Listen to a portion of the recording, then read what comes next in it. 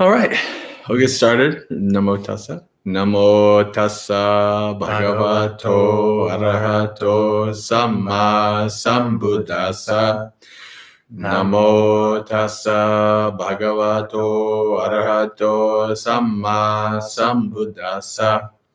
Namo tassa bhagavato arahato samma sambuddhassa. Akusalang bhikkhave pajahata saka bhikkhave akusalang pajahitung no cetang bhikkhave sakha abhivissa akusalang pajahitang nahang evang vadeyang akusalang bhikkhave pajahatahi Yasma chako bhikkhave sakha akusalang pajahitung tasmahang evang vadami akusalang bhikkhave pajahatati akusalang chahidang bhikkhave pahinang ahitaya dukkaya samvatteya Nahang evang vadeyang akusalang bhikkhave pajahatati Yasma chako bhikkhave akusalang pahinang hitaya sukhaya samvattanti Tasmahang evang vadami akusalang bhikkhave pajahatati Kusalang bhikkhave bhaveta sakha bhikkhave kusalang bhavetum no cetang bhikkhave sakha abhivissa kusalang bhavetum nahang evang vadeyang kusalang bhikkhave bhavetati Yasma chako bhikkhave sakha kusalang bhavetum tasmahang evang vadami kusalang bhikkhave bhavetati kusalang chahidang bhikkhave bhavitang ahitaya dukkaya samvatteya nahang evang vadeyang kusalang bhikkhave bhavetati Yasma chako bhikkhave kusalang bhavitang hitaya sukhaya samvattati Tasmahang evang vadami kusalang bhikkhave bhavetati. Now the English. Abandoning unskillfulness. Bhikkhus, give up unskillfulness. It is possible to give up unskillfulness. If it were not possible to give up unskillfulness, I would not say, Bhikkhus, give up unskillfulness. Since it is possible to give up unskillfulness, I say, Bhikkhus, give up unskillfulness. If giving up unskillfulness caused detriment and suffering, I would not say, Bhikkhus, give up unskillfulness. Since abandoning unskillfulness brings benefit and happiness, I say, Bhikkhus, give up unskillfulness. Cultivating skillfulness. Bhikkhus, cultivate skillfulness. It is possible to cultivate skillfulness. If it were not possible to cultivate skillfulness, I would not say, Bhikkhus, cultivate skillfulness. Since it is possible to cultivate skillfulness, I say, Bhikkhus, cultivate skillfulness. If cultivating skillfulness caused detriment and suffering, I would not say, Bhikkhus, cultivate skillfulness. Since the cultivation of skillfulness brings benefit and happiness, I say, Bhikkhus, cultivate skillfulness. Sadhu, sadhu, sadhu. All right, friends. Let's check the chat, see who's joined us. So we have our regulars are here. Hi, Chris. James. What? Hi, James. Hi, Chris. Chris. Adriana. And Kevin. Hello. All right, friends. So Welcome to Dhammapalooza. Every Monday night, we have Dhammapalooza between 8 and 10. You can stay as long as you wish. Dhammapalooza is a festival of Dhamma. It's 2 hours of Dhamma, and how the Dhammapalooza goes is different each week.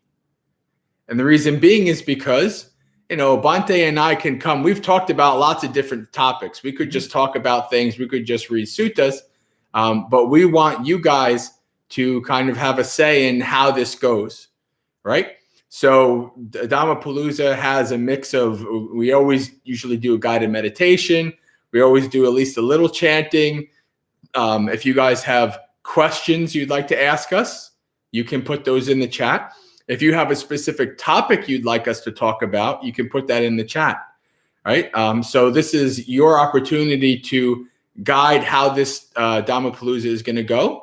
So you can type in the chat. If we are talking or doing something, typing in the chat is not bothering us. It's not interrupting us. So feel free to have conversations in the chat, to talk in the chat, ask questions, give us topics, and we'll keep an eye on the chat and we'll respond in kind. So that being said, if nobody has anything, we do have a few suttas up our sleeves to go over, right? We always have backups just in case nobody says anything. But we'd like to give you guys the opportunity first, at least. So I like Adriana's first question. Since this is a festival, shouldn't it go like until midnight? Well, upcoming attraction. So when it's something I'm planning on is to make the Uposatha like a regular midnight sit. I don't know, I can't say when, but if you watch the Upavana page, you'll eventually start getting that going. It takes a certain enthusiasm for it. One person, a one-off thing. It really is one of those things you'll all kind of have to agree to it, because otherwise, why would you do it? It's like self-torture. Yeah. I mean, one of these days we could do a Dhammapalooza that goes till 12, but we wouldn't do the guided meditation until 11:30. Because Adriana, you know what happens when the guided meditation happens. All right, on that before, but I'm there. Yeah, I mean, I guess technically we could do a 4-hour Dhammapalooza. We could try it once, but it sounds like a good idea. But I started at a monastery where every single week, so once a week, they would do an all-night sit, sitting and walking. So you would sit down for evening puja at 7 p.m. There would be a Dhamma talk until like 9:30, and then you would sit until midnight. You would drink tea and have little snacks at midnight and talk. And it wasn't not usually very inspired Dhamma conversation. It was usually ghosts and animals and whatever will keep you awake. And then you sit until 3, and at 3 you chant, and then everybody rushes up to go to bed before daybreak. And I can say it seems more glamorous, but it's usually a slog. Yeah. All right. I don't see anything but silliness. I'm not seeing any questions. So maybe we can jump into a sutta.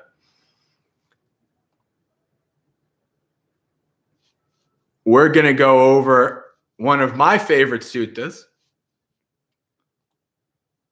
And I know I probably say that a lot. But I have at least a good core 20 suttas that I really like, and this is definitely one of them. This is a very funny. Greeno, I thought you just offered a sutta. I didn't see that you. Oh. You'd like our thoughts on AN 4177. I don't know. I can bring it up real quick. Book of the Fours.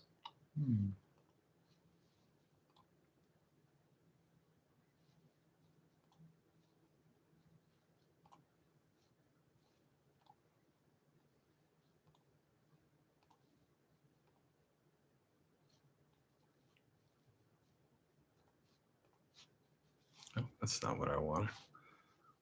What was it? 127? Open a 117? new tab there. That's what I'm looking at.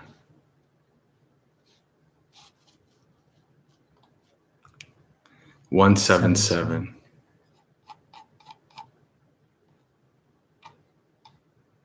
Billabong. What? That's gotta be a Bhante Sujata Billabong. Now I'm interested in seeing what this means. Jambali. Okay, but 177. Oh, with Rahula. Rahula on the 4 elements.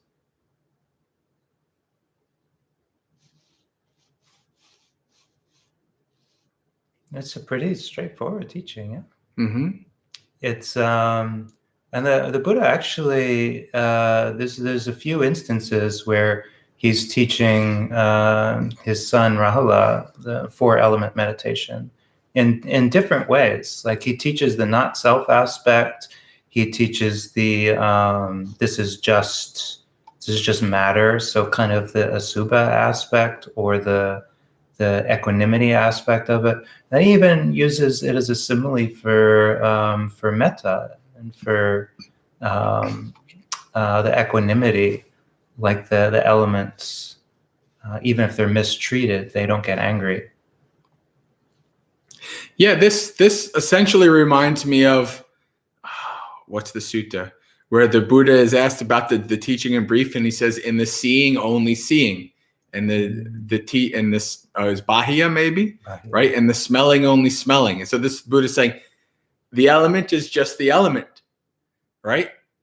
Earth, with all these elements, the earth element is not you. It's not yours. It's not yourself, right? So it's that same kind of reflection of the fact that we take what is essentially natural processes, right? The five aggregates, these elements, we take them, and because they combine into something that we can use with intelligence, we create an extra layer of self on top of that, right? We look more into, because of our delusion, we look into it, we add more to it than what's actually there. So the Buddha is kind of pointing us towards, this is only what's there. And if you're seeing rightly, right, this is what you see, right? So that's what the Buddha says very correctly. He says, if you see rightly, you see this is not mine, this is not me, this is not myself, right? So it's pointing towards not self, soullessness. And might be curious, the word reject there, like at the end, when you see with right understanding, you reject it, you detach the mind from it. Is this? And it's important to point out that language is used, and when the Buddha uses word like reject, or you're repulsed or revulsed by it, he's trying to evoke the emotional response that comes with dispassion. He's not saying that as a universal truth, not like you're supposed to be disgusted by the earth element, but that in a way, when we have craving for existence, it's almost like we've swallowed it, or we've taken it close. So in that way, rejecting is in contrast to our clinging to it. When we reject it, we're just kind of like, no, I don't need this. And we just let it be part of the world. So it's not as though we go around like, ugh, earth element. Ugh, I don't need any earth element. Good luck trying to get away from it.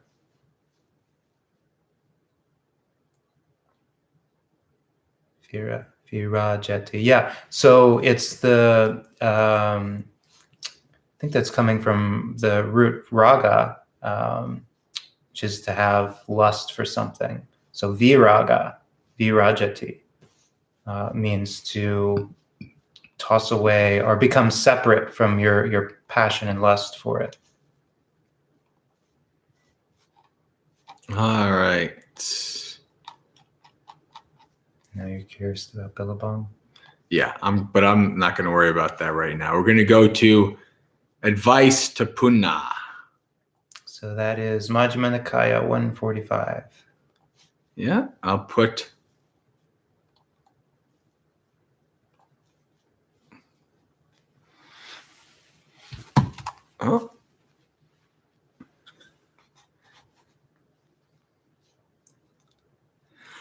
I thrive on discussion of non-memorized suttas. Mhm.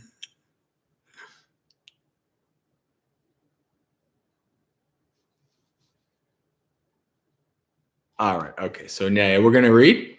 So, advice to Punna.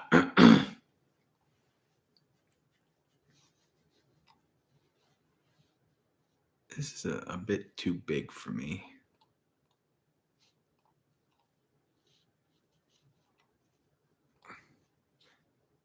So I have heard, at one time the Buddha was staying near Savatthi in Jeta's Grove, Anathapindika's monastery. Then in the late afternoon, the Venerable Puna came out of retreat and went to the Buddha.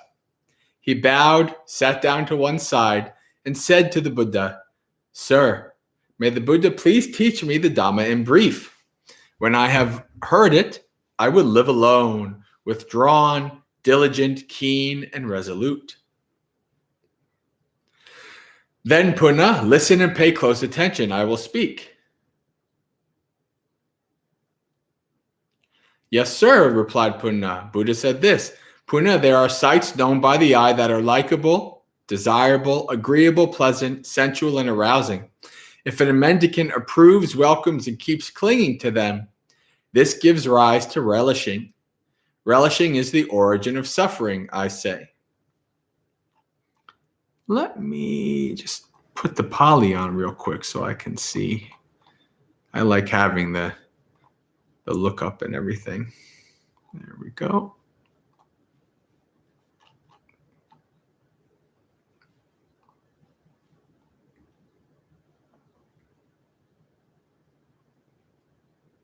So if a mendicant approves, so this is if you ever heard my guided meditation when I say you acknowledge, let go, and return, right? With letting go means that you're not adding more into it, right? You're not pushing it away, but you're also not kind of like getting wrapped up in it. You're not doing what we Pali word is papancha, propagating it, proliferating it, feeding it, giving it more, right? You just want to let it be. So we don't want to welcome it, but we don't want to push it away either. This is not pushing it away. It's like I'm letting it be. Let it go on its way, right? I don't need to approve it. I don't need to cling to it, give it any energy. Let it be. Because if you do cling to it, then it gives rise to relishing, which gives rise to suffering. And the son of the Buddha continues. There are sounds known by the ear, smells known by the nose, tastes known by the tongue, touches known by the body, thoughts known by the mind that are likable, disagreeable, desirable, agreeable, pleasant, sensual, and arousing. If a mendicant approves, welcomes, and keeps clinging to them, let's see. Abhinandati means rejoices, welcomes, approved, is pleased at. Right? So don't rejoice at the arising of these things. Yeah. Ajhosaya grasps, clings to. Don't cling to them.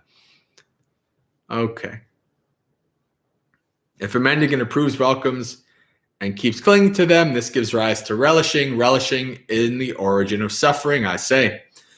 There are sights known by the eye that are likable, desirable, agreeable, pleasant, sensual, and arousing. If a mendicant doesn't approve, welcome, and keep clinging to them, relishing ceases. Letting go. When relishing ceases, suffering ceases, I say. There are sounds known by the ear, smells known by the nose, tastes known by the tongue, touches known by the body, thoughts known by the mind that are likable, disagreeable, desirable, agreeable, pleasant, sensual, and arousing. If a mendicant doesn't approve, welcome, and keep clinging to them, relishing ceases. When relishing ceases, suffering ceases, I say. Puna, now that I've given you this advice in brief, what country will you live in? So do you have anything that you'd like to talk about from the teaching? Oh, I just love this next part. Yeah. People who have been around me enough, they know what's happening next, like Adriana. And yeah, she just got it too. It starts out totally vanilla, and you're like, yeah. And then suddenly you realize, oh, it's that sutta. Yep. Oh, yeah. They know. Well, at least some of them know. So now, and this is very rare actually, because I can't think of many other suttas, if any at all, where the Buddha actually asks a monk where they're going to stay. So it's interesting. I don't know. But anyway, so the Buddha asks, well, what country will you live in? Sir, there's a country named Sunaparanta. I shall live there. Now, I don't remember where I heard this. I think maybe it was a note, maybe in Bhikkhu Bodhi's thing or something. But I remember a monastic equating Sunaparanta to being like Afghanistan, like around there, kind of like way up in the north. I don't know if that's accurate or not, but it's definitely, as you'll see, the Buddha says, the people of Sunaparanta are wild and rough. If they abuse and insult you, what will you think of them? If they abuse and insult me, I will think. Now, keep an ear, lend an ear to this, right? This is the right way to do it. Listen to Venerable Punna. If they insult me with words, I'll say, these people of Sunaparanta are gracious, truly gracious, since they don't hit me with their fists. That's what I'll think, Blessed One. That's what I'll think, Holy One. But if they do hit you with their fists, what will you think of them then? If they hit me with their fists, I'll think, these people of Sunaparanta are gracious, truly gracious, since they don't throw stones at me. That's what I'll think, Blessed One. That's what I'll think, Holy One. But if they do throw stones at you, what will you think of them then? If they throw stones at me, I'll think, these people of Sunaparanta are gracious, truly gracious, since they don't beat me with a club. As I go through this, I am reminded of a famous old song. Some of you will get the reference. Always look on the bright side of life. Right? It could be worse. Hey, they could beat me with something worse. That's what I'll think, Blessed One. That's what I think, Holy One. But if they do, what? Now I've got that image of 3 guys on crosses and the whistling going through my mind. I'm bad with that. So you stick around with me too much and you get that stuff. I could just cut in, the translation has been a little altered, but he's literally saying, it's lucky. It's really lucky for me. Yeah, supa, lucky, auspicious, pleasant, beauty, welfare. So it's kind of it's a very simple thing that he's saying. It's like it really is look on the bright side of life. It's like they're beating with the club, but at least they're not stabbing me. It's how lucky that they decided to pick up a club instead of a knife. Oh, let's see. Just checking the chat here.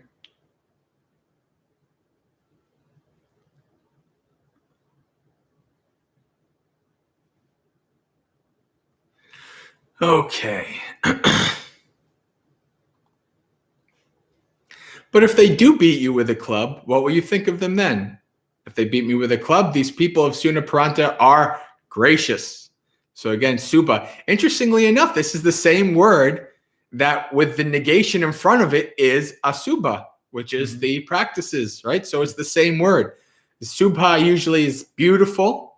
Asubha is ugly, right? So when you see like a translation, as Bhante was saying, of disgust, sometimes whoever's translating it likes to kind of take a certain context that you can look at the definition and say, well, I don't know where they were going with that. But that's what that is. So it's the same word, supa. Subhadaka. So these people are so gracious, truly gracious, that since they don't stab me with a knife. That's what I'll think, Blessed One. That's what I'll think, Holy One. But if they do stab you with a knife, what will you think of them then? If they stab me with a knife, I'll think, these people of Sunaparanta are gracious, truly gracious, that they don't take my life with a sharp knife. That's what I'll think, Blessed One. That's what I'll think, Holy One. But if they do take your life with a sharp knife, what will you think of them then? If they take my life with a sharp knife, I'll think. There are disciples of the Buddha who looked for someone to assist with slitting their wrists because they were horrified, repelled, and disgusted with body and with life. And I have found this without looking. That's what I'll think, Blessed One. That's what I'll think, Holy One. So to kind of get the humor in this, you have to kind of know a little bit of the backstory. Hello, Venerable Verapano. Oh, welcome. Monk life. That's Venerable Verapano. Hello. Okay. Chris says tonight's Dhammapalooza is absurd. It's Subha, Chris, not Suba, not Subba. All right. So what this monk is referring to is a very famous story that's I think it's in the Vinaya, correct? Or is it in, I'm pretty sure it's Vinaya, not Sutta. The story of the monks committing suicide. Yeah, that's the third Prajaka. Yes, that's it. All right. So in this story, right, the Buddha teaches mindfulness of death, Asubha. Buddha says many times, mindfulness of death is of great fruit and great benefit when practiced, right? So he teaches this practice, and then he says, all right, I'm going in seclusion for a month. And then he comes out after a month, and he notices, like, most of the monks are gone, and he kind of does this, and he goes to Ananda, he says, Ananda, there used to be many more monks. What happened? And then so Ananda relates this story of that the monks were practicing the mindfulness of death, Asubha practices so much that they became so disgusted with their bodies that they killed themselves and asked others to kill themselves, right? And there's this poor guy, I don't remember his name. Do you remember the layperson's name who got involved in, is it Magandia? It's Ma something. But anyway, so this poor layperson gets involved because these monks ask this layperson to kill them. So he kills these monks. And he feels all distraught later on. He's like, oh my God, I killed these holy people, right? And then Mara comes to him and says, no. You did a good thing. You helped them reach Nibbana. You should go and do it more, right? So he goes back to these monks and he says, okay, who wants to die, right? And so he kills a bunch of these monks, right?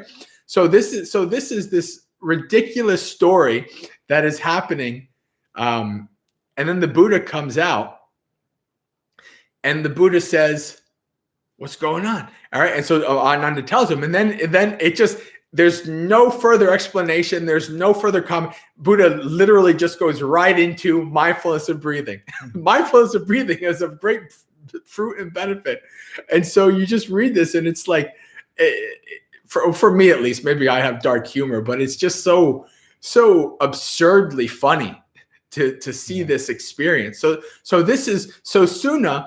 Puna is definitely a dark humor reference. Yeah. So Puna is saying, hey, listen, they had to go seek somebody to kill them. I wouldn't have to seek anybody. They'd come to me. So I'm very lucky. Right? So this is Puna. Puna is a monk after my own heart, as they say. I really like Puna. All right, so we'll finish out the sutta now. But maybe I can learn a word today. So what is Pollyanna? Pollyanna, I can't I've heard it and I kind of have a sense for it, but I couldn't give you the definition word by word. Maybe somebody in the chat can explain to me what a Pollyanna is. Give us the definition of Pollyanna. Never stop learning. Yeah.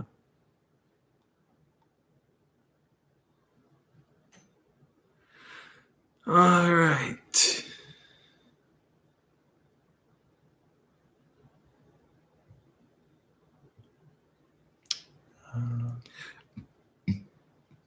Amy says, I don't think Buddha was definitely not a Pollyanna. Looking on the bright side is appropriate sometimes, but other times opposite is advised. excessively cheerful or optimistic person. Ah. Puna could probably be said to be a Pollyanna. Ah. I think that was it. You could call him that, but you have to understand that it's based on probably he was a non-returner or an arahant. It's basically. Well, he wasn't an arahant yet. At the end, yeah. But I mean, he was. Yeah, this something like a Pollyanna seems to me that it would come kind of out of an ignorance, maybe. There's a difference of coming out of like a positivity of not worrying so much and not being attached to negative emotions from your practice and your wisdom. I think that's a big difference. All right. So the Buddha tells us, right? And this is, again, Puna is living up to, or at least says he'll live up to, or is willing to live up to, the Metta ideal. The Metta ideal that's found in what? The Kakachupama Sutta, Simile of the Saw, where the Buddha, the finale of that sutta is where the Buddha says that if bandits were to take you and carve you limb from limb, any of you who were to have any aversion, any hatred, any anger in your mind, you would not be doing my bidding. Right? So this is not something that maybe the average person can understand. Right? Because we're conditioned into a certain way of thinking, a certain way of acting. But this Dhammic way of thinking and acting is higher, right? And maybe it doesn't seem like it's worth it. But if you reach a certain point in your practice and you understand, oh, okay, well, it's better this than to be that way, right? So that's my perspective on it. Bhante, do you have? Well, yeah, I think what you're seeing is it's the Buddha who's posing the questions, and the commentaries will kind of say, the Buddha is said to have incredible intuition and even psychic powers. So he kind of knows what the answers are. And I think it's like a teaching moment. He's posing these things to Puna, and probably everybody else is posing these questions to Puna. And you're finding out that Puna doesn't consider it something to be worried about. And that is a quality of somebody who has metta. Other people will be saying, aren't you worried? Don't you? Are you worried about your safety? And Puna is basically saying, what do I have to be worried about? Yeah. They can't attack my mind. They can only damage my body. Remember the 11 benefits of metta, right? Dear to human beings, dear to non-human beings, devas protect, fire, poison, and sword cannot harm, all these kind of things, right? There is a protection that comes from metta. So Puna is essentially being an avatar of that. And as you see, let's finish it out because you'll see what happens. If you've never heard this sutta before, you don't know. So then he says, that's what I think. If they take my life with a sharp knife, I'll say, wow, I found it without even looking. And so the Buddha says, sadhu, sadhu, Puna. Excellent, excellent, good. Having such self-control and peacefulness, you will be quite capable of living in Sunaparanta. Now, Puna, go at your convenience. I always wanted to see what that. Oh, go at your time. So go whenever your time. All right. So, and then Puna welcomed and agreed with the Buddha's word. He got up and from his seat bowed and respectfully circled the Buddha. Keeping him on his right, he then set his lodgings in order and taking his bowl and robe, set out for Sunaparanta. Traveling stage by stage, he arrived in Sunaparanta and stayed there. Within that rainy season, he confirmed around 500 male and 500 female lay followers. Powerful Puna, huh? Mm-hmm. And remember, one of the things that's important to understand is this word. What's the word? I'm trying to think. Is it this pancha? I think this pancha matani, right? Yeah. I think that's this word is a word that simply means a lot. It doesn't literally mean 500. I mean, it could, but it's just basically like a place word for a lot of people, right? So you see this 500 word, 500 number a lot in the suttas. Like when the Buddha is asked, how many lay followers do you have who are sotipannas, stream enterers? And he says 100, 200, 500, and many more, right? So this is what this is. So we don't know the exact number, but he confirmed a lot of men and women, lay people. And within that same rainy season, he realized the three knowledges. He became awakened. Sometime later, he became fully extinguished. His body, he abandoned. He was done with his last body. Then several mendicants went up to the Buddha, bowed, and sat down to one side and said to him, "Sir, the gentleman named Punna, who was advised and briefed by the Buddha, has passed away. Where has he been reborn in this next life?" Mendicants, Puna was astute. He practiced in line with the teachings and did not trouble me about the teachings. I always love that one. He didn't trouble me. Meaning, like, he didn't ask me a lot of questions. He practiced and he asked questions when he needed it, and that was it. Right? Puna has become completely extinguished. That is what the Buddha said. Satisfied, the mendicants were happy with what the Buddha said. Sadhu, Puna, sadhu.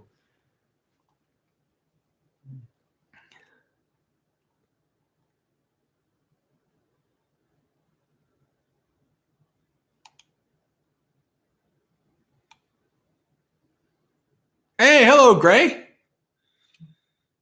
Gray is our Kiwi friend. So now we have two people from the other side of the world down under. Welcome. Yeah, I saw the question before, or the comment, and I didn't want to miss it. That one, yeah. So Chris said, "Dear Venerables, for the benefit of our Venerable from Myanmar, what can they do to help folks who may be distressed with the current coup in that country?" And this is actually a fairly relevant sutta to this case. So you have somebody like Puna who's practicing metta, and he's going somewhere where the political situation, the living situation is very dangerous, and there's a lot of upheaval. But he's not letting that stop him from going there or being there and trying to be there in a meaningful way. So he went there and he committed to the Dhamma. The Buddha is saying, the people there are fierce. They might just beat you and tell you to get away. And he went there, and with the power of his metta, he was actually able to bring people to the Dhamma. It's not to say that he made it a really hospitable, politically stable place. We can't really expect that from our practice or even from our social activism. When we get involved in these things, we realize they're subject to the worldly winds. So in a lot of ways, we have compassion for people who are in a difficult political situation, just like the people in Myanmar are probably having compassion for us with our political situation, all the things that happen in this country from time to time.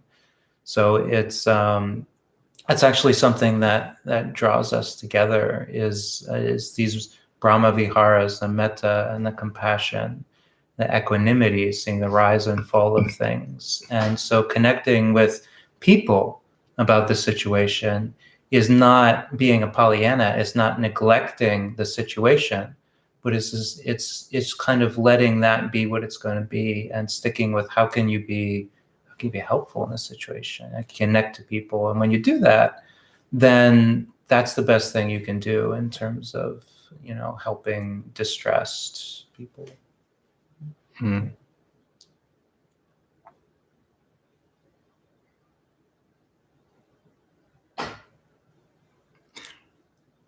People who see the positive side of things, no matter how bad they are. But you know what, though? One thing I will say is, even before I was a Buddhist, I came to the conclusion that no matter how bad things could possibly be, if I kept a positive attitude, it would not be as bad as it could be. Like you could make things worse, right? You might not be able to make them better, but you can actually make them worse, right? So if you're heavily negative and heavily kind of, very agitated, and you make it worse. You don't make it better, right? And like I can remember like things like, I would be practicing, and then somebody would say, okay, the boss wants to see you in her office. And of course, what's the first thing my mind goes to? Oh boy, I must have messed up on that. I hope I didn't hurt a kid didn't get hurt, or yada, like there was a million things my mind went to for negativity. But I say, no, I don't know what it's going to be. Right. So it's no use being negative about it. Let's just be positive. Let's just be mindful, and then go into it, and we'll deal with it then. Right. And almost always the situation turned out to be not as bad as I thought it was going to be. Or if it was, again, because of my positive attitude, my positive outlook, it went a lot better than it could have, right? So that's a very important thing, right? If you're going to, you might not have control over what happens around you, but if you're going to err on the side of what's going to be the most peaceful and happy for your mind, being very negative and agitated is not going to be that. Right. And so this is kind of like, going back to this, the question about Myanmar, whatever situation you're in, the answer is the simile of the mountains, right? The simile of the mountains closing in, old age, sickness, and death are closing in. What do you do? What can you do? Practice Dhamma, right? If you're in a situation where there's a horrible thing going on in your country, practice Dhamma, you'll know what to do, right? Act skillfully, live skillfully, act with wisdom, you'll know what to do, right? So the answer is always practice Dhamma. It's always, right? Old age, sickness, and death, right? A military coup is coming at you. That most likely could mean your death, right? Just like it could mean Puna's death, right? But how do you act? Right? That's the most important thing. What do you do? How do you practice? When it comes down to it, all you can do is practice and try to do the best you can. That's it. Right? All right.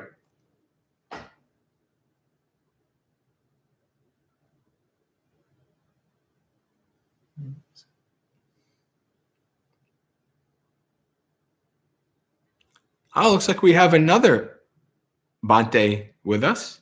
Does this Bhante sound familiar? No. Welcome, Venerable. Pra means he's probably from Thailand. Mm-hmm. So glad that you found us.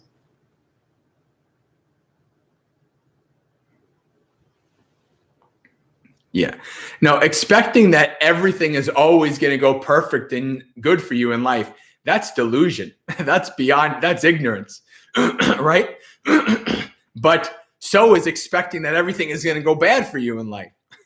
You don't know, right? So the best thing to do is to be mindful and to observe situations as they arise.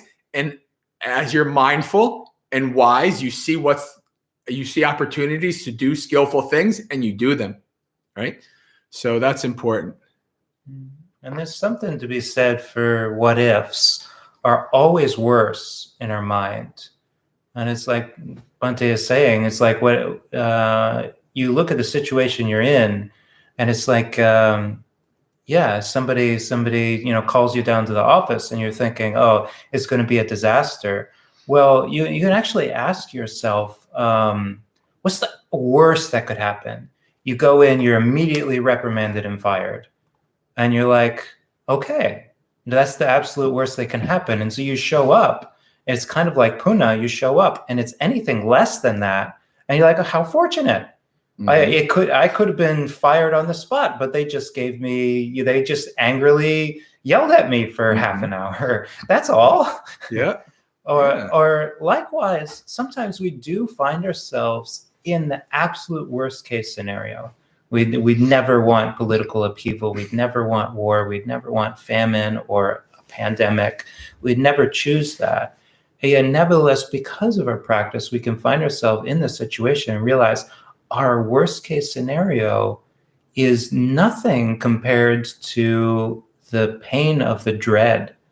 And the Buddha tried to describe that with the simile of the second arrow. It's like you can have a bad situation. Do you add the domanassa, the misery, with that by speculating about what ifs and getting all restless and getting miserable about the situation? Or do you just let the bad situation be what it's going to be? And anybody who's gone camping and had a worst case scenario where it rained and all your gear got, flooded and your food was ruined and you had to call the camping trip short. Nevertheless, you find yourself in that first moment where you sit down at the diner after your worst camping trip ever, and you're so happy to be warm and to have. Whereas before, you turned up your nose at like a cheap lukewarm cup of coffee and half a plate of eggs. When you get that after the worst case scenario, it's like, oh, how fortunate! This is wonderful. I've never been so happy. And so, our actually arriving in a worst case scenario can really, make you appreciate things a lot more because you don't take them for granted anymore. You realize how fickle the government is. Yeah. Or when you're lacking water and you're really thirsty and the water from a bathroom sink tastes great. Like what happened to me when I was on my wandering charaka for a couple of days. Yeah. All right. So let's see here.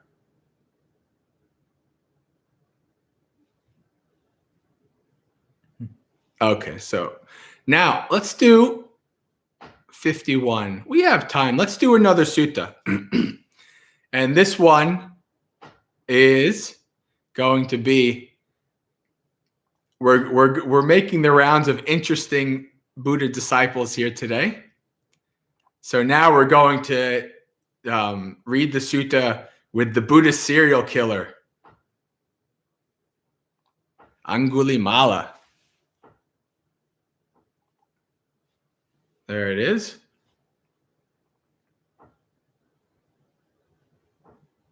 Where am I at here? Here we go.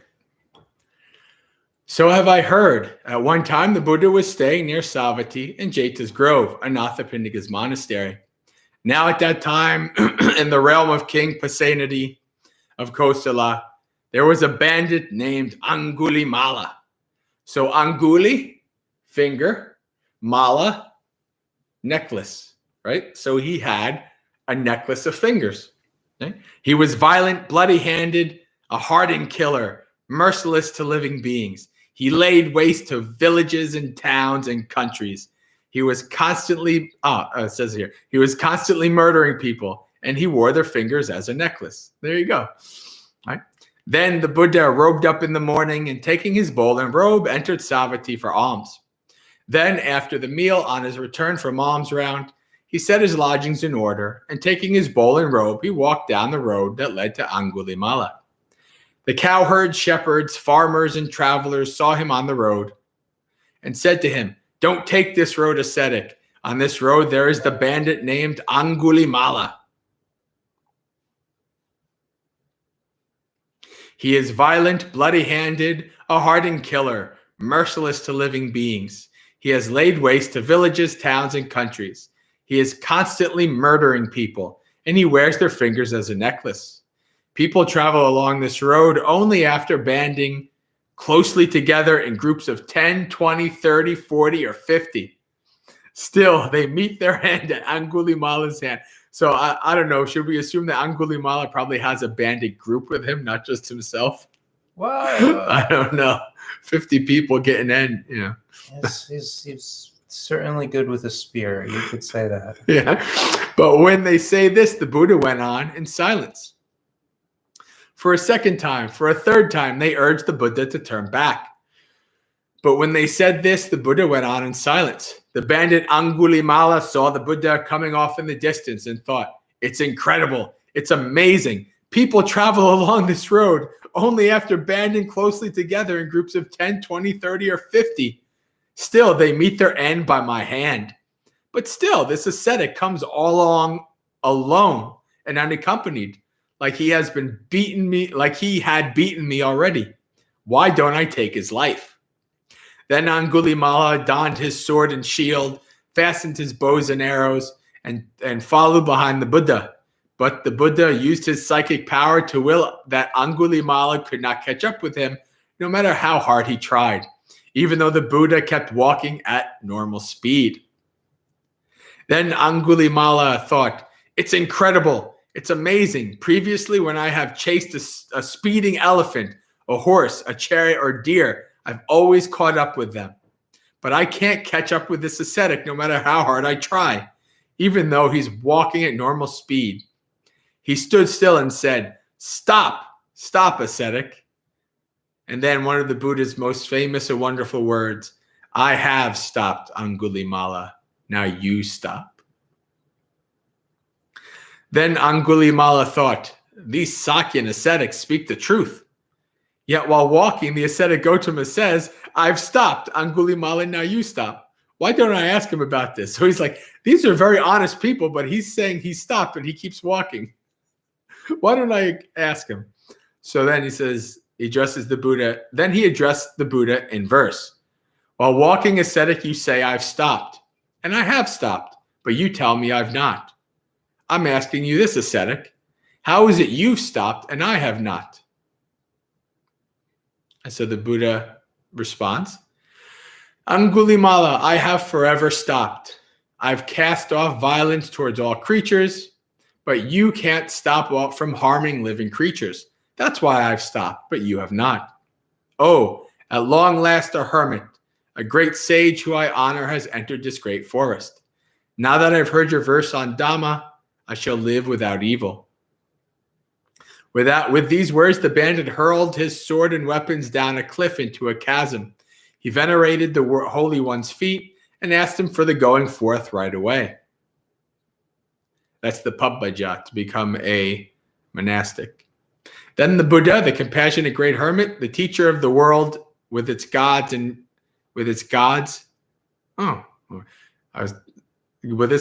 to him, come, monk. And with that, he became a monk. See, this is an example of, if you ever seen a monastic ordination, it can take like 30 minutes, a half hour. There's lots of words. There's lots of chanting. Back in the day, in the earliest days, Buddha just said, come, monk. And then they became a monk, right? And then after that, it was taking refuge and the 5 precepts. And then, so it gradually got bigger. But in the very, very beginning, that's all the Buddha had to say. Come, monk. And then they became a monk. Then the Buddha set out for Savatthi with Venerable Angulimala as his second monk. Traveling stage by stage, he arrived at Savatthi, where he stayed at Jeta's Grove, Anathapindika's monastery.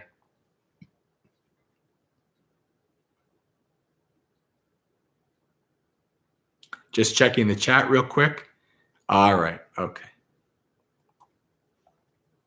Now at that time, a crowd had gathered by the gate of King Pasenadi, royal compound, making a dreadful racket. In your realm, your majesty, there is a bandit named Angulimala. He is violent, bloody-handed, a hardened killer, merciless to living beings. He has laid waste to villages, towns, and countries. He is constantly murdering people, and he wears their fingers as a necklace. Your majesty must put a stop to him. Then King Pasenadi drove out from Savatthi in the middle of the day with around 500 horses. There's that word 500 again, right? Heading for the monastery. He went by carriage as far as the terrain allowed, then descended and approached the Buddha on foot. He bowed and sat down to one side. The Buddha said to him, what is it, great king? Is King Sanya Bimbasara of Magadha angry with you? Or the Lichavis of Vesali? Or some other opposing ruler? No, sir. In my realm, there is a bandit named Angulimala. He is such and such and such. I shall put a stop to him. But great king, suppose you were to see that Angulimala had shaved off his hair and beard, dressed in ochre robes, and gone forth from the lay life to homelessness, and that he was refraining from killing living creatures, stealing, and lying, that he was eating in one part of the day and was celibate, ethical, of good character. What would you do to him? I would bow to him, rise in his presence, or offer him a seat. I'd invite him to accept robes, alms, food, lodgings, and medicines, and supplies for the sick. And I'd arrange for his lawful guarding and protection. But, sir, how could such an immoral, evil man ever have such virtue and restraint? It's actually pretty profound, and it's a sentiment that's echoed several times by rulers in the Buddha's day. So you could be a king, but there was this understanding that being a king was not necessarily the highest thing, because there's things that even kings can't do, and the spiritual teachers are demonstrating that. The thing that the kings can't do is live without violence, or live without greed, or live content. So even they would kind of have like a real respect for true spiritual practitioners. So the Buddhist question is not simply like, okay, if you found out Angulimala became a monk, and the king is going to be like, oh, this horrible serial killer became a monk? Well, then I'll just give him alms food. It'll all be good. But the Buddhist question is a bit deeper than that. The Buddha is saying, if you found out that he was genuinely keeping to a high level of sila as a Buddhist monastic, would you side with his past conduct, or would you recognize his current conduct? And the king is saying, well, if he was actually being, a really good, diligent monk, then I'd have every reason to show him the same respect that I would show you, which shows a lot of wisdom for the rulers. And it probably, as could be said, the King Pasenadi suspects he's going to die going to war against this bandit Angulimala. And so he goes to visit the Buddha first for words of inspiration and solace. So it's even kind of demonstrating that in just his choice of things to do before he went to war. Yeah. There's this interesting sutta that I'm going to write a little write-up about, where the sutta starts off with the Buddha pondering if anybody could rule without harming others or having others harm others. And he didn't come to an answer. So it's just like the nature of rulership, that this is part of it. But so anyway, now at that time, Venerable Angulimala was sitting not far from the Buddha. Then the Buddha pointed to with his right arm and said to the king, "Great king, this is Angulimala." Then the king became frightened, scared, even though he had so much faith and trust in the Buddha. Right? Even though, could you imagine, like, if you would think somebody would be able to convert somebody like Angulimala, of course it would be the Buddha. But even though he had so much faith and confidence in the Buddha, he's still, whoa, oh my God, he's in that bowl, he's going to use the bowl and beat me to death or something. Who knows what he was thinking? All right. Then the king became frightened, scared, his hair standing on end. Knowing this, the Buddha said to him, "Do not fear, great king. You have nothing to fear from him." Then the king's fear died down. Then the king went over to Angulimala and said, "Sir, is this venerable really Angulimala?" "Yes, great king." "What clan were your father and mother from?" "My father was a Gagga, and my mother was a Matani. May the venerable Gagga Matani Putta be happy." So now we know his monastic name, right? And so now this is also one of those ways that we know that most of the monastics we hear in the suttas, their name is not like a surname, like Joe and Frank and Jen and Jennifer and such. It's their clan name, right? So the clan of the father, the clan of the mother, put together, Gagga Matani Putta, son of Gagga and Matani, right? Made the venerable, like Sariputta was the son of Sari, as his mother. Mm-hmm.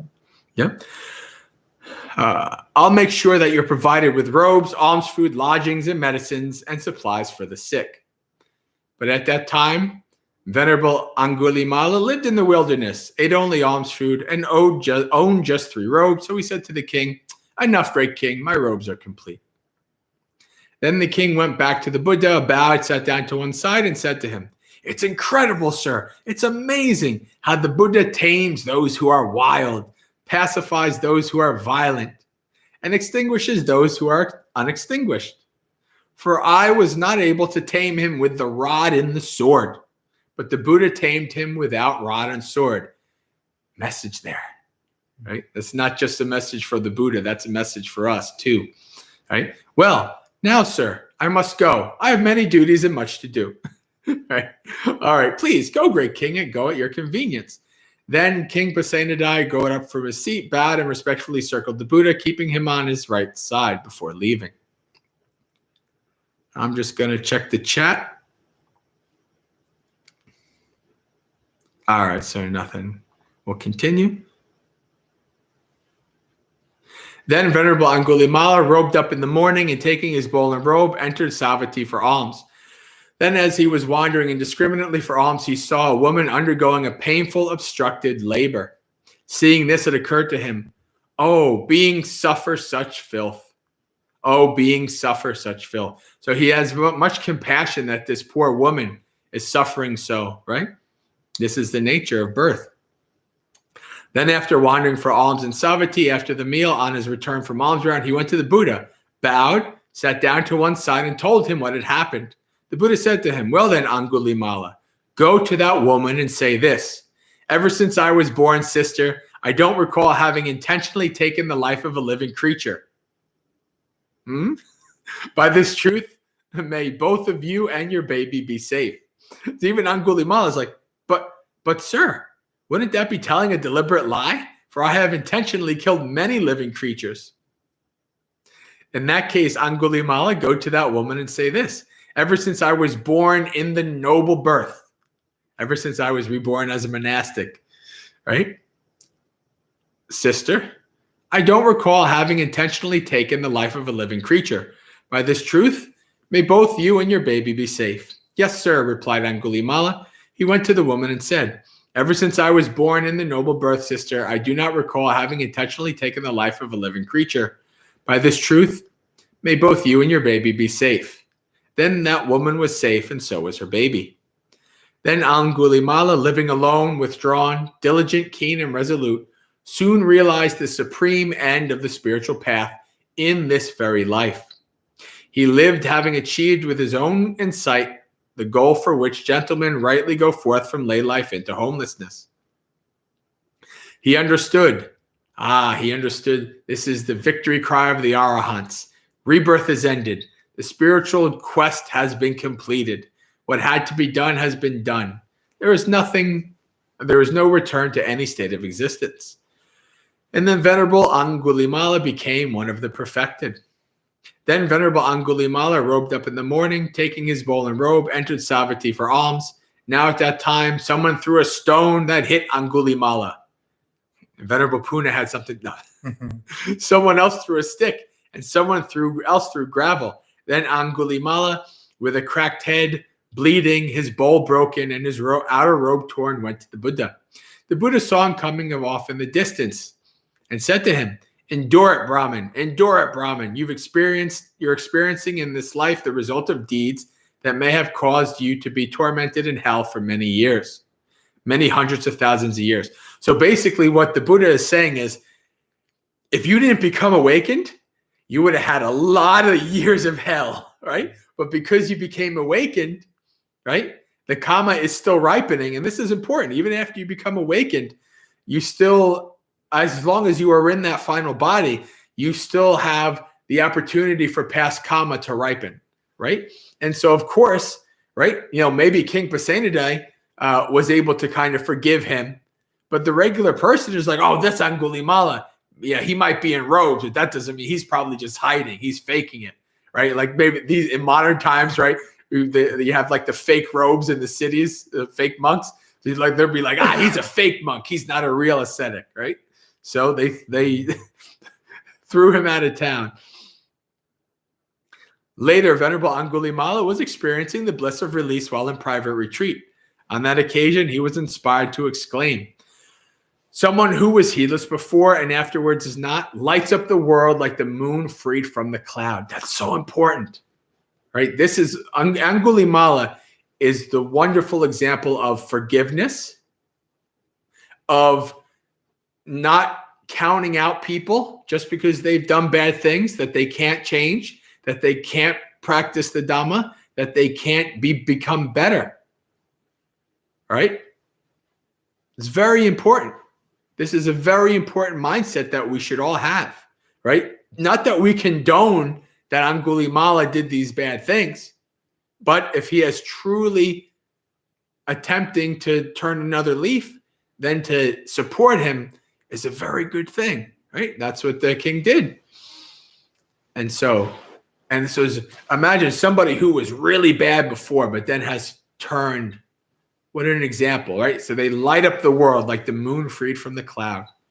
Someone who with skillful deeds shuts the door on bad things they've done, lights up the world like the moon freed from the cloud. A young mendicant devoted to the teaching of the Buddha lights up the world like the moon freed from the cloud. May even my enemies hear a Dhamma talk. May even my enemies devote themselves to the Buddha's teachings. May even my enemies associate with those good people who establish others in Dhamma. May even my enemies hear Dhamma at the right time from those who speak on acceptance, praising acquiescence, and may they follow that path. For then they'd surely wish no harm upon myself or others. Having arrived at ultimate peace, they'd look after creatures firm and frail. For irrigators to guide the water, and for irrigators guide the water, and fletchers straighten arrows. Carpenters carve timber, but the astute tame themselves. Some tame by using the rod, some with goads, some with whips. But the poised one tamed me without rod or sword. My name is harmless, ahimsa. Though I used to be harmful, the name I bear today is true, for I do not harm anyone. I used to be a bandit, the notorious Angulimala, swept away in a great flood. I went to the Buddha as a refuge. I used to have blood on my hands, the notorious Angulimala. See the refuge I've found, the attachment to rebirth eradicated. I've done many of the sort of deeds that lead to a bad destination. The result of my deeds has already hit me, so I enjoy my food free of debt. Fools, enjoying food free of debt is something that is when a monk becomes awakened, right? Then they eat the country's alms food free of debt, right? MaggaSekha says that for 7 days he ate the country's alms food a debtor, right? He wasn't awakened yet, right? So this is where this is coming from. Fools and unintelligent people devote themselves to negligence, but the intelligent protect diligence as their best treasure. Don't devote yourself to negligence or delight in sexual intimacy, for if you're diligent and practice absorption, jhanas, you'll attain abundant happiness. It was welcome, not unwelcome. The advice I got was good.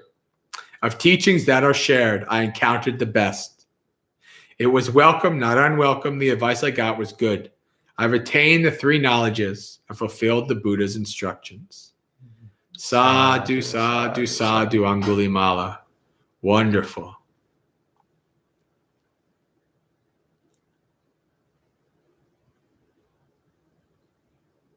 All right. Yes, such a beautiful story. Let's see. We're just scrolling through the chat here. It's just about almost time for us to do our guided meditation. We definitely at least have to have a half hour of that every Dhammapalooza.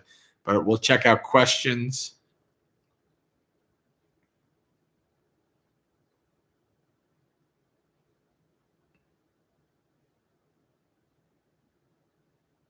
This is one of my favorite suttas ever, Daniel says. Yeah, it's so powerful, isn't it? The power of forgiveness, of changing a new, turning over a new leaf. Very important. Because we really throw people away, especially these days. There's so much like attacking and very little forgiveness, very little opportunity for people to be forgiven. It's not a good thing. Chris says, Dear Venerables, is radical forgiveness possible to embrace within one's practice? Yeah, absolutely. It's not to say it's going to be easy. Ajahn Sona, abbot of a monastery in British Columbia, he has a story of a woman, Cambodian woman, I think, who, when she would come to retreats, she would be encouraged to practice forgiveness, but she had been in Cambodia during the Khmer Rouge. And so she thought, like, am I supposed to forgive Pol Pot? Am I supposed to forgive somebody who committed genocide and killed all my family members? And Ajahn Sona's like, whoa, like baby steps here. That's something really serious. Yes, in the end, that is possible, and that's something you should shoot for, because you're hurting yourself with that anger and that inability to forgive. But that's doctorate level kind of metta practice. Let's go through grade school first. So let's start with like the guy down the street you're a little annoyed at. And he said, revisit this once every year. So every year come back to it and say, am I ready to forgive this person? And I think as the story goes, it was about 20 years. But in the end, she decided, okay, yeah, I think I'm ready to move on. So I would say radical forgiveness, like Bhante, is basically, it can't be forced. But what it does, it comes with wisdom. So for instance, this is why I say, like, even for people who don't want to believe like rebirth is real and all these things, if you take on these things as a method of kind of what they call, not hijacking your mind, hacking your mind, whatever, you actually see that it actually is very beneficial. So why would any being who's really horrible, right? Those of you who listen to me talk to Metta, I always like to throw people a curveball by saying, can you have Metta for Hitler, right? Right. And I love to see people's faces at retreats when I do that. Like, it's great. There's a little bit of a troll in me. But anyway, there's a point to that though, right? Because when you understand that we're all beings in samsara, right? This Buddha tells us these things. When you understand that in our past lives, ungodly amounts of past lives, we don't know, right? Buddha couldn't find a beginning. We've all been Hitler. We've all been Mother Teresa. Pick your worst person, your best person, whatever. It's up to you. Personalize it, right? We've all been that. We've all done really horrible things. I've probably been Angulimala at least 1 million times, maybe more in how many times in lifetimes, untold amounts of lifetimes. I've done lots of bad things, right? And the Buddha tells us this. So there's 2 suttas. One is Asu Sutta, right? Where the Buddha says, greater than all the water and all the great oceans is the amount of tears you've shed going through samsara, with losing loved ones, being separated from people you love, right? And then the one that's not talked about, which I kind of like, it's a little bit more metal, but there's another sutta about 10 suttas down from that one where the same framework is used. But the Buddha says greater than all the water and all the great oceans is the amount of blood that's been shed by you having your head chopped off and by chopping off people's heads, right?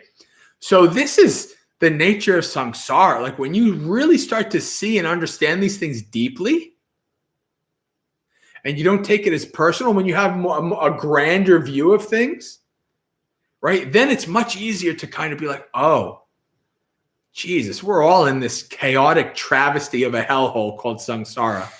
All of us beings, right? And why do I need to waste an ounce of time having hatred towards this person? Right? Yes, they did a horrible thing. Maybe they need to go to jail for the rest of their life, right? Maybe I don't condone what they did. But I don't need to have hatred for this person. I don't need to hold a grudge towards this person.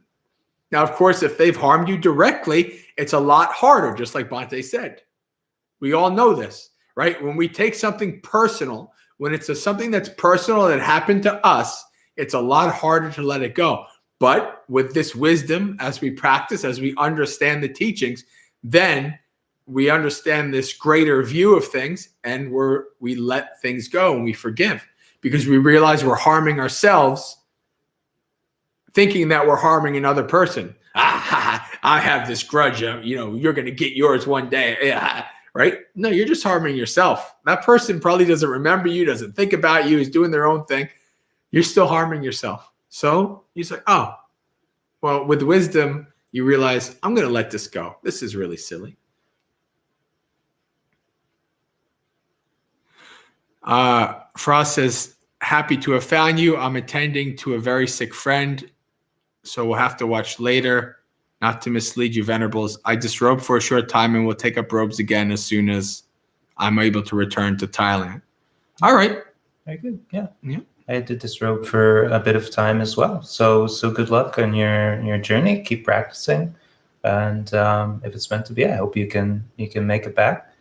And don't know where you're at, but you also, like, I gave up aspirations to return to Thailand to get reordained during the pandemic. So if you're really ready to do it, don't put it off or put it into another country. There's places. Yeah. Chris says, love the moon free from the clouds analogy. Yes. Yeah. And, I really got that analogy because one night at Bhavana, I was up in the mountains, in the woods, meditating in the darkness on the path. And it was a full moon night, but the moon hadn't risen yet over the mountains. So it was really dark. And so I was meditating, and it was just complete darkness all around me, just meditating. All of a sudden, through my eyelids, it was like this bright light. Like I thought I was being abducted by aliens or something like that. It was so bright that I could see it through my lids. And I looked up, and the moon had gone over the mountain and was just really bright thing, right? So I realized, oh, I get it now, right? Of course, this was the moon free from the mountains, but it was the same thing, right? It was went from this darkness to boom, this bright light, right? And so you understand that simile. You understand, wow, this person is a very, very powerful simile to understand a person like that. Daniel's correct. The Angulimala's verses are used as a parita for pregnant women to help with childbirth. So, oh, you caught that. Very good. I didn't catch that. I don't know if you would use that at Bhavana at all. Yatohang Bhagini Ariyaya Chatya. No. I never chanted for somebody's birth.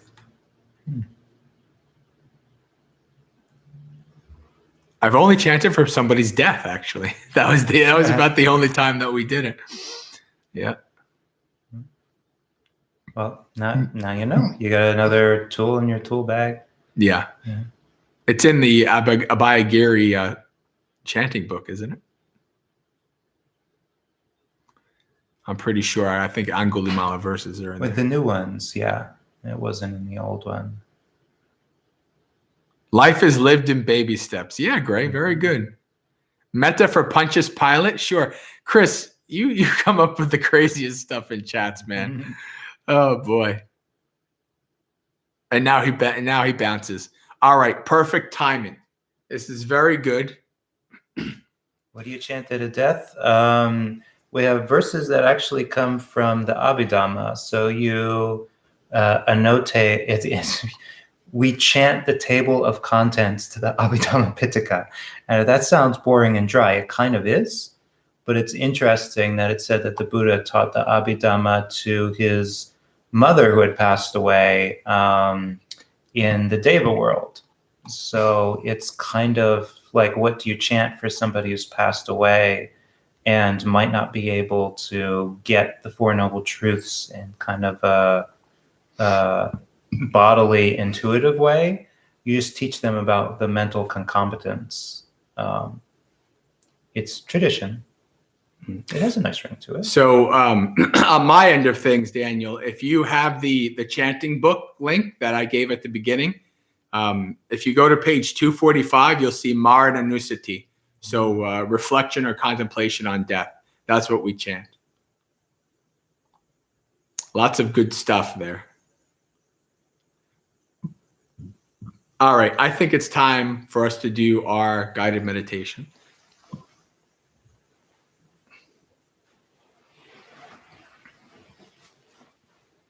So take a little bit to set yourself up in a good posture.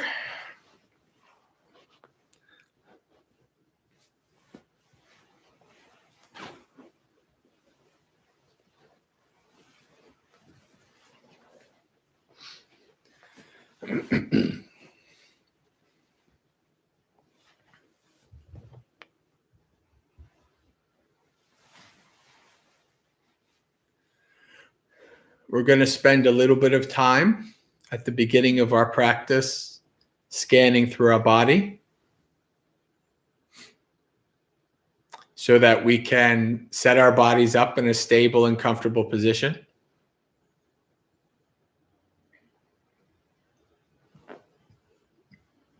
Bring your awareness to your feet.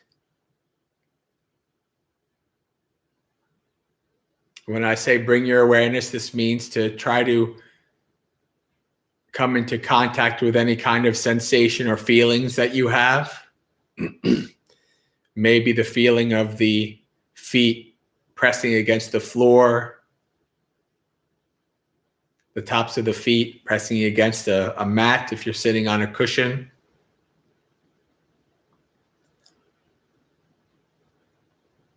If you ever have trouble coming into contact with the sensation, you can prompt yourself by asking, what do I see?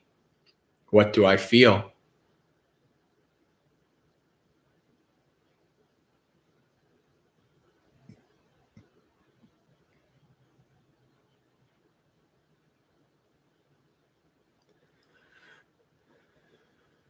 Bring your awareness up through your ankles and your calves, up to your knees.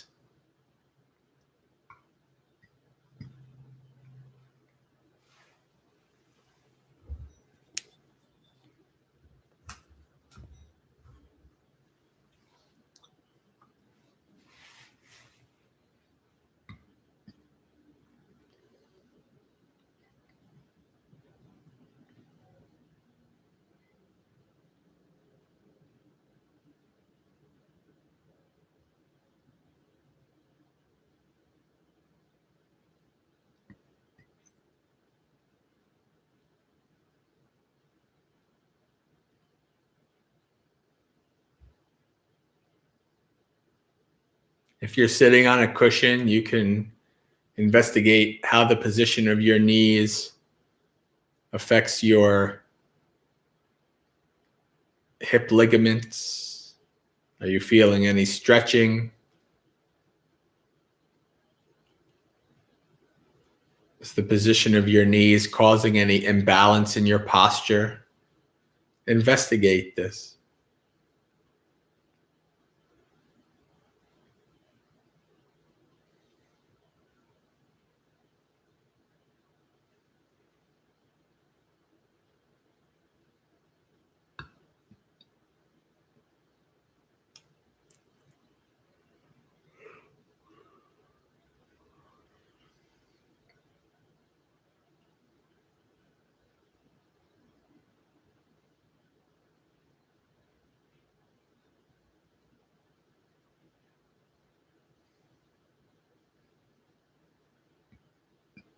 Bring your awareness up through your thighs.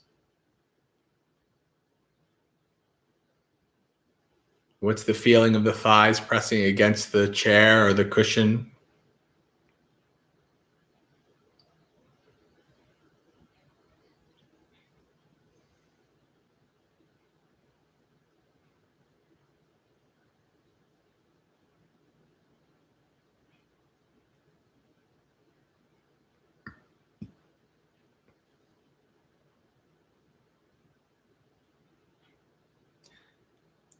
Bring your awareness up to your pelvis, hips, buttocks.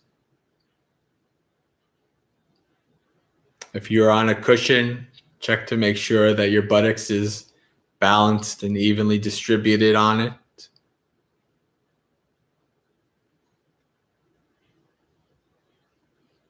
Check and see if the position of your pelvis is causing your upper body to lean or slouch.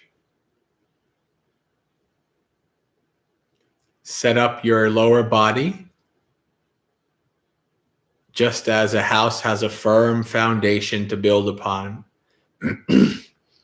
If you set up your body, your lower body, in a comfortable and stable position, the rest of your body should just be able to comfortably lay right on top without any strain on your part.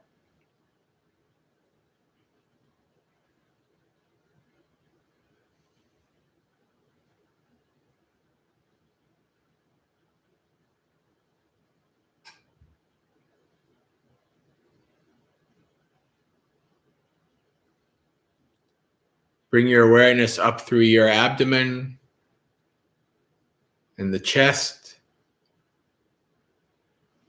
Check that the upper body is balanced, not slouching forward or backwards.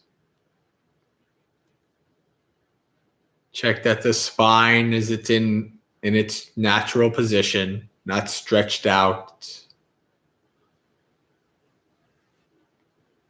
Just resting comfortably on top of the pelvis.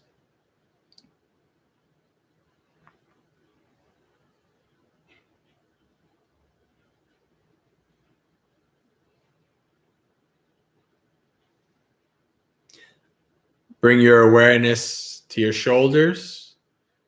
Check to make sure they're hanging loosely.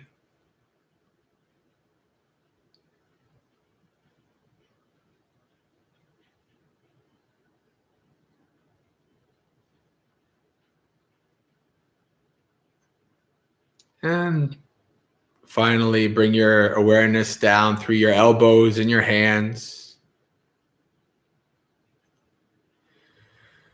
Check that your elbows and hands are in a comfortable position that supports your posture, doesn't cause your body to slouch or lean.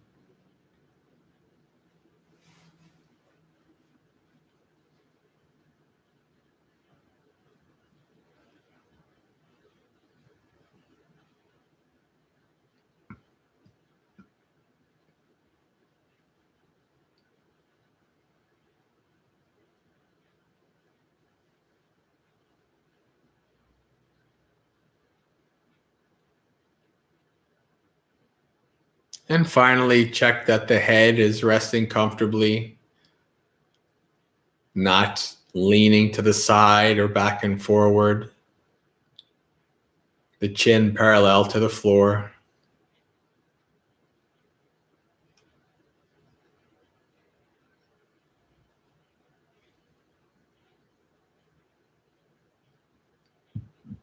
Once you've set your body up in a comfortable and stable position, let the body go and take 3 deep breaths.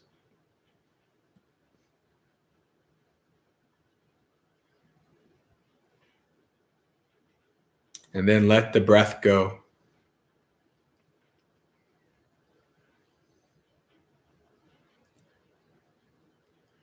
From here on in, you do not wish to control or manipulate your breath in any way. This body has been breathing from the moment it was born and will continue to do so until the second you die. It doesn't need you to do its job.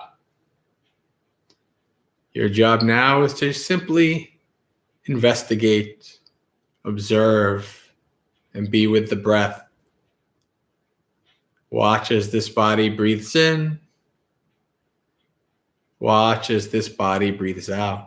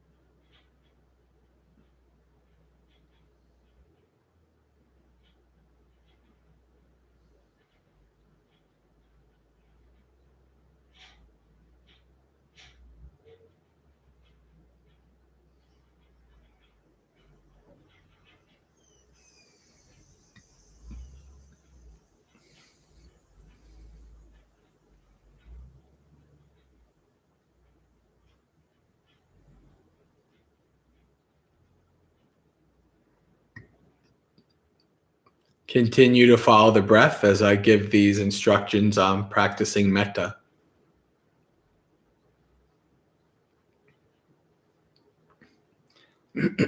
Metta practice uses words and visuals, but the words and visuals are simply a means to an end.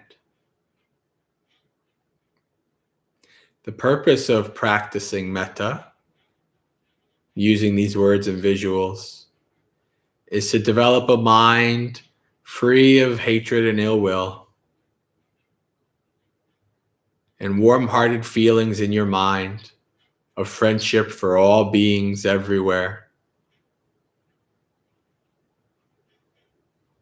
All of us siblings in suffering.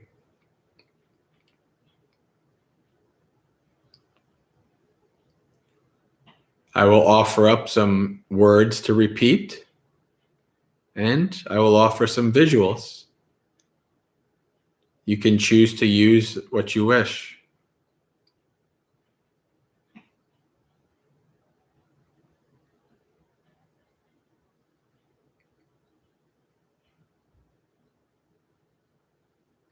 But we should start our metta practice with one person who we most often may have the most agitation towards, be the most critical of, be the most judgmental of. That person is ourselves. So we want to spend some time building up metta within ourselves before spreading it out to all beings.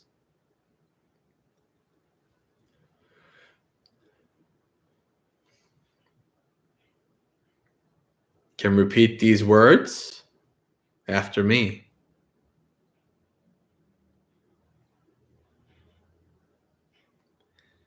May I find happiness.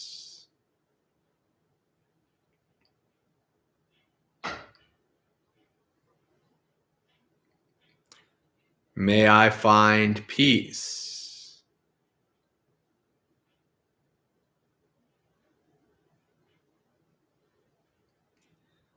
May I live in friendship with all beings.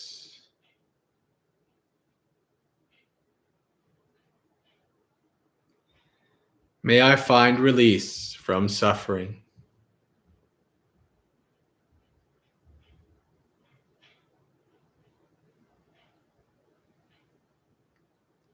Friends, these words are not meant to be like a fast mantra, something that we just keep repeating over and over again until we think that they're true.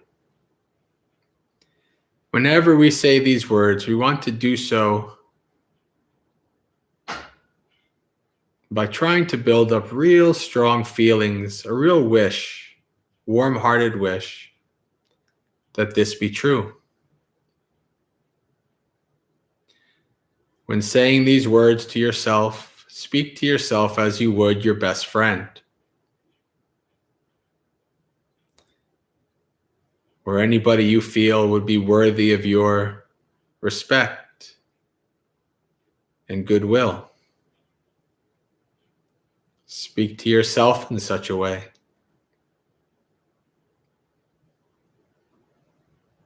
If you'd like a visual, you can imagine yourself sitting in front of you, almost like looking in a mirror. And you could focus your metta towards that other self of you.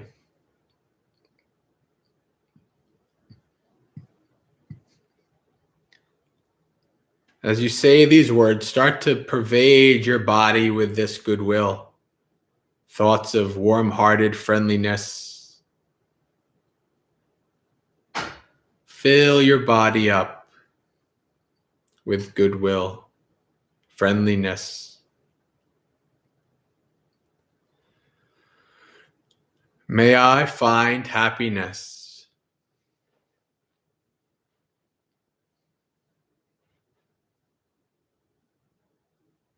May I find peace.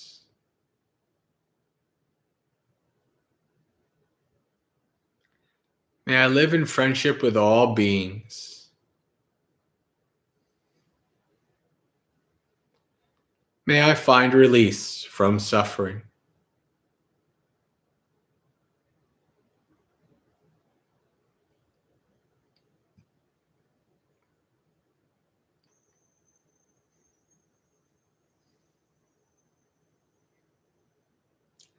May I find happiness.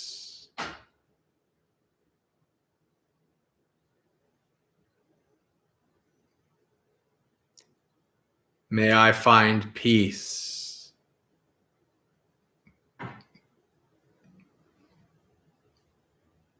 May I live in friendship with all beings.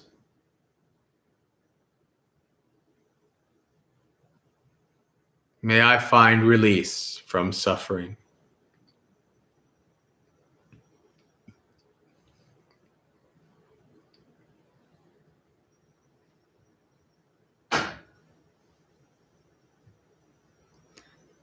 Now you can imagine a sphere around you,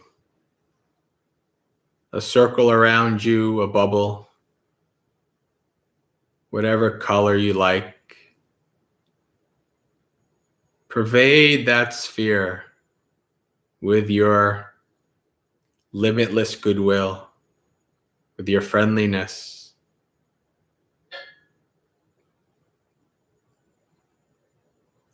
Fill that sphere up.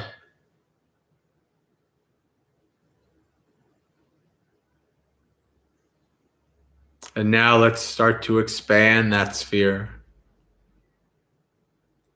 Expand that sphere to encompass the entirety of whatever building you're in.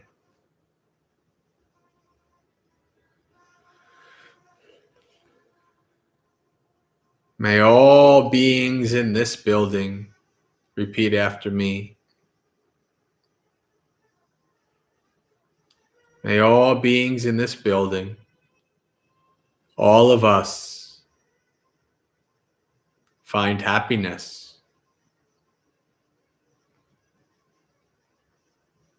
May all of us find peace.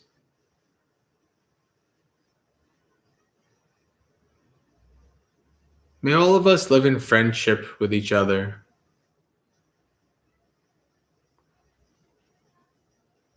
May all of us find release from suffering.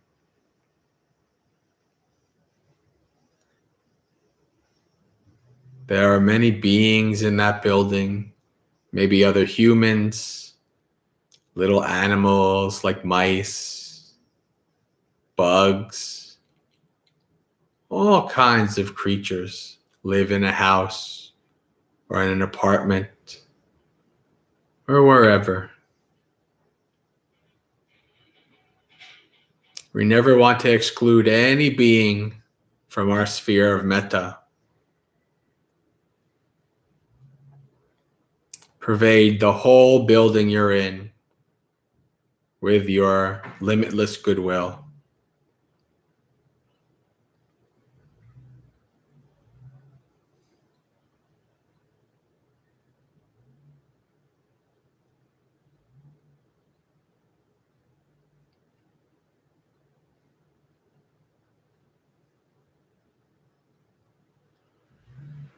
Keep expanding your sphere to encompass the entirety of the town that you're in.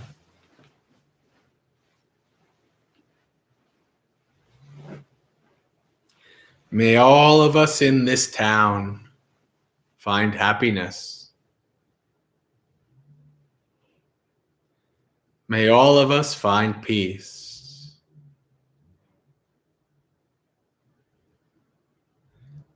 May all of us live in friendship with each other.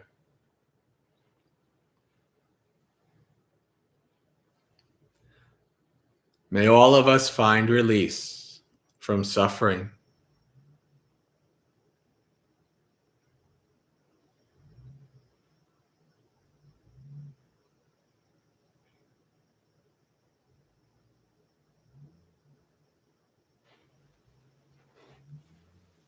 Spread your sphere out to cover the entirety of whatever state, region, or province that you're in.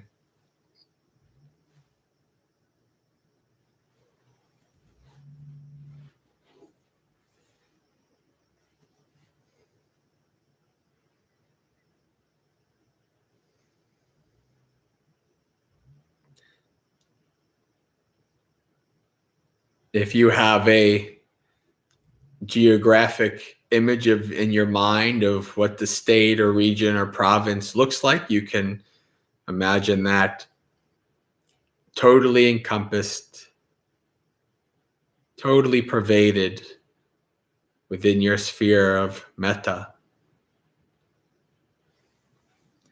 May all of us in this region find happiness.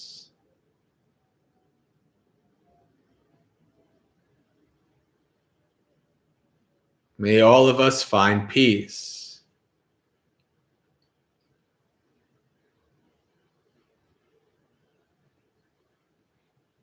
May all of us live in friendship with each other.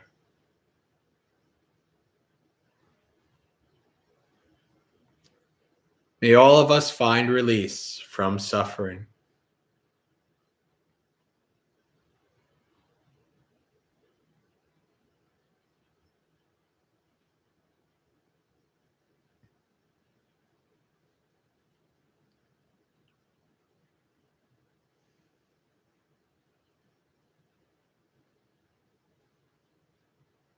Spread your sphere out to encompass the entirety of whatever country you're in.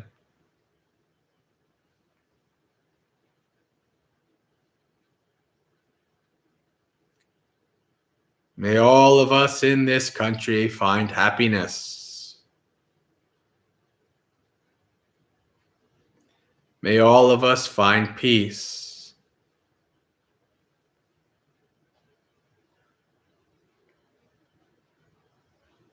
May all of us live in friendship with each other.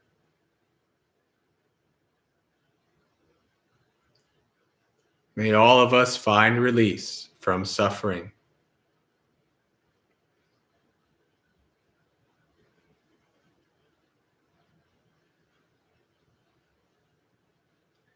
When we practice metta, class doesn't matter, race, sex, religious affiliation, political affiliation, sports team affiliation, all these ways that we categorize and are categorized.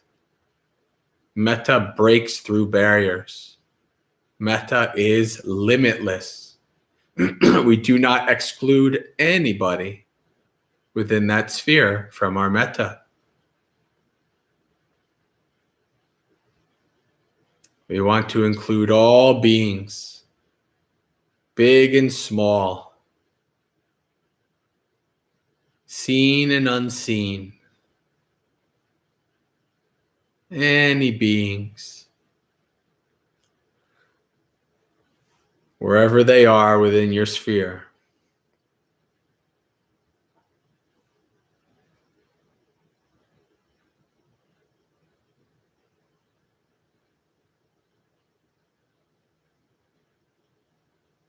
Now spread your sphere to encompass the entirety of this earth.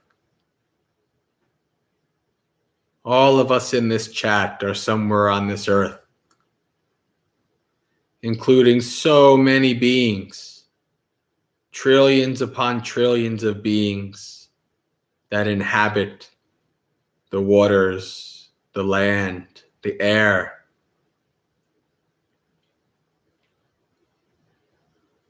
You can imagine if an image of the earth in space, a pale blue dot in a sea of black, totally covered within your sphere of metta, with you at the center. We say all of us because you are part of all of us. You are always included among all beings. May all of us on this planet Earth find happiness.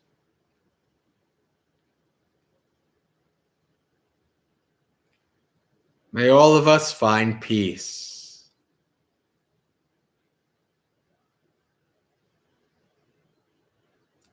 May all of us live in friendship with each other.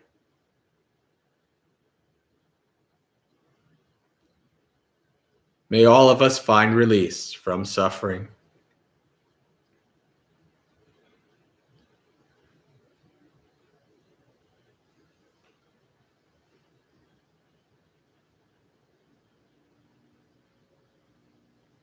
Friends, we don't expect that there will ever be a time where everybody on the planet holds hands and sings Kumbaya in peace.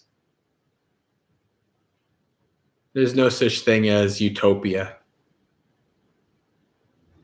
That is not why we give our metta. We practice our metta for the eradication of ill will and anger and hatred from our minds, and to develop these warm-hearted feelings of limitless friendship for all beings. We have no control over what other beings do. We can only wish them well with metta.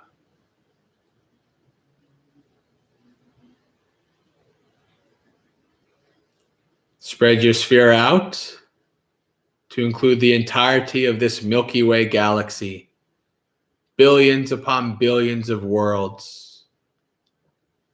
Who knows how many beings, sentient beings, we don't know. We don't know where they are, who they are, what they are, if they exist. This does not matter with metta. All beings in existence in this Milky Way, may all of us find happiness.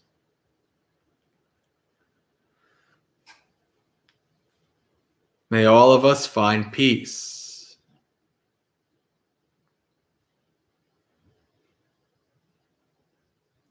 May all of us live in friendship with each other.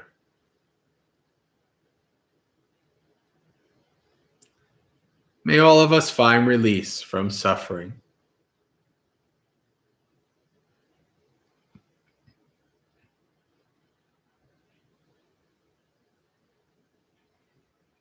Now continue to spread your sphere out to infinity, to the universe and beyond. Wherever there are beings, anywhere in existence, anywhere beings stuck in this samsaric state, totally encompass with your sphere of metta. May all of us find happiness.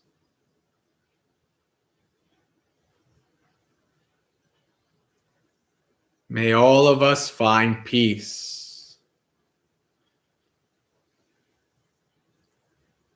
May all of us live in friendship with each other.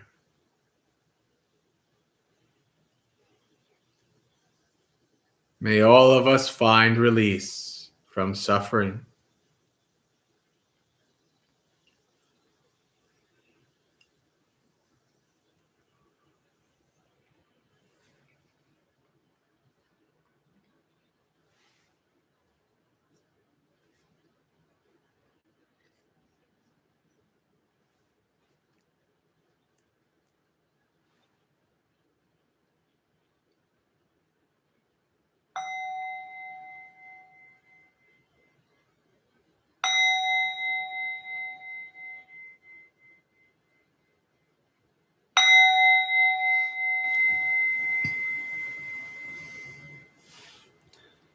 Slowly come back from the edges of existence in the universe. Come back to your body and this live stream. Slowly open your eyes.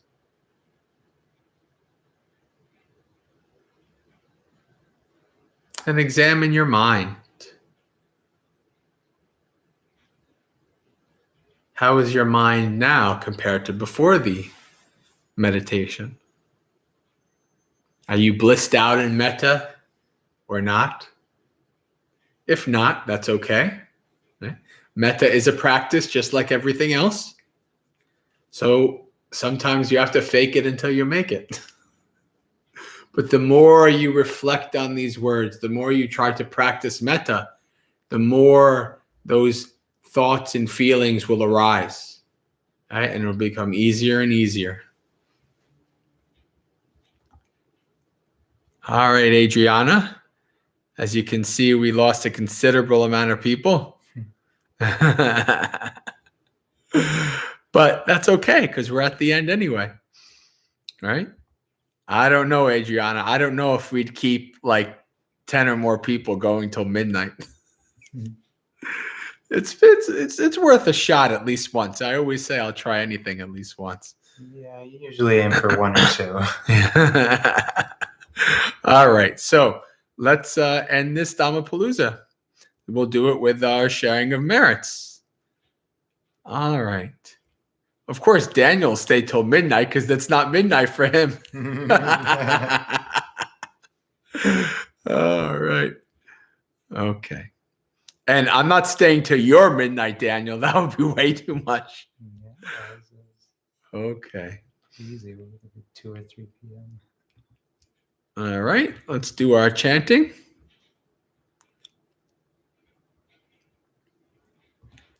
The sharing of merits.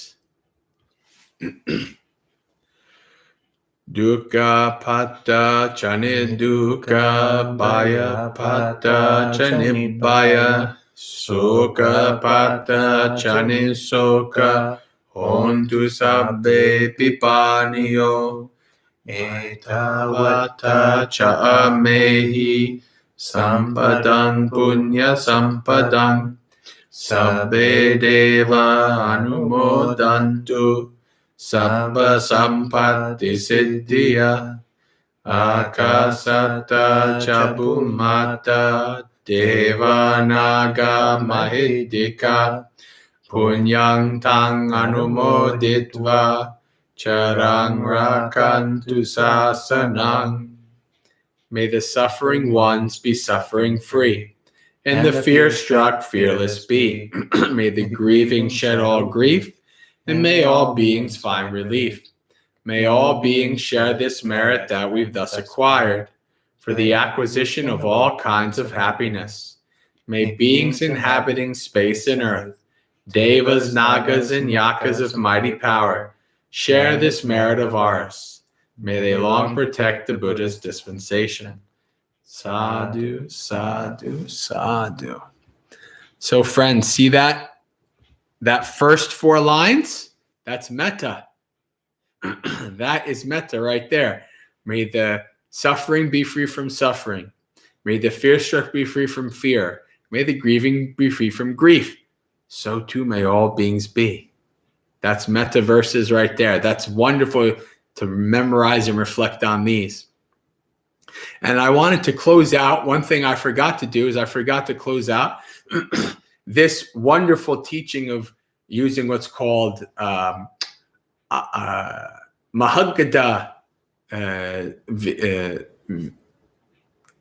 Cheto Vimutti, which means release of mind, exalted release of mind through metta, right? So this is what we did. We started really small, and then we just built up more and more and more and more and more, right? And so what did we have? We had a circle, right? And we kept including more and more greater amounts of beings in our circle. Right?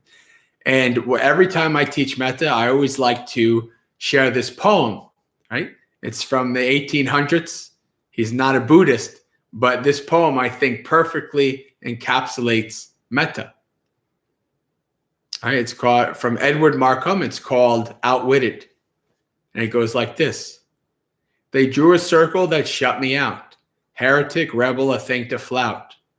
But love and I had the will to win. We drew a circle that took them in. Right? So no matter how many people draw you out of their circle, You draw all beings. You bring all beings with limitless goodwill into your sphere of metta. Okay, friends? That's the end for Dhammapalooza tonight. Sukhi Hotu, may you be happy, practice well, and be well. We have, if you'd like to check out more sessions, every morning, Monday through Saturday, at 8 a.m. Eastern time, so New York time, I do a monastery experience where we do a little chanting, a little precepts, and then a little Dhamma talk, thought of the day. And then in 2 days, on Wednesday, Bhante Pamuto on his Zoom has a 2-hour session. It's a very nice session. Adriana and myself and others go to this and Zoom. And you want to explain it, Bhante? Yeah, you can just go to www.upavana.org. There's a page there where you can see all the info for the Zoom links. So we're doing 2 of those a week now on Wednesday and Friday. It's only one N, right? Yep. Upavana. That's it. Yeah, and if you'd like to see more of my stuff that's not YouTube related, you can go to MaggaSekha.org.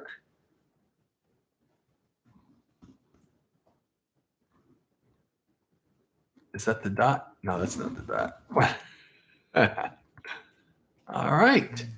Okay, friends, until next time, may you have a very spiritually successful and peaceful week.